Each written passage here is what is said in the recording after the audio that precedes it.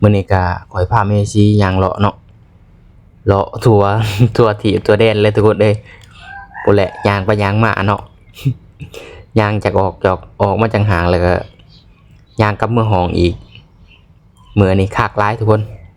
เมื่อยเนี่ยก็ยามันบ่เมื่อยเท่าเฮ็ดเวียกหรอกทุกคนเอ้ย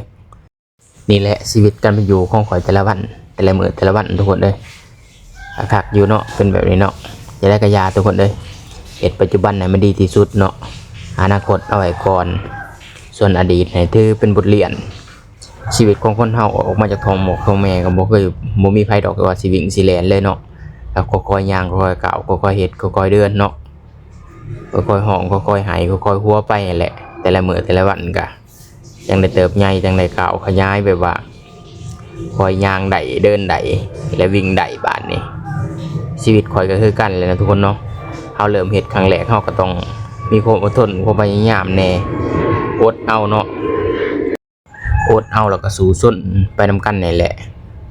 ทุกข่อย2คนนี่มาเฮ็ดงานอยู่กรุงเทพกรุงไทยกันหลายภาหลายปีเลยเด้แต่ก็เฮาก็ยังสู้ซนไปนำกันเนาะได้บ่ได้ก็บ่ว่ากันเนาะมีน้อยเก็บน้อยมีหลายเก็บหลายทุกคนตอนนี้อยากได้หยังก็บ่ได้ดอกทุกคนเอ้ยเฮาต้องคอยเก็บคอยกำก็คือคำพุทธสุภาษิตเพิ่นว่าเก่าอดเก่าเหยื่อนหากสิได้ถอนคำอันนี้มันบ่แม่นได้ทุกคนเอ้ยเก่าอดเก่าเหยื่อนหากสิได้ท้อถอยเนาะ การมันบ่ได้ก็สิประมาณนั้นแหละทุกคนก็ขอขอบใจ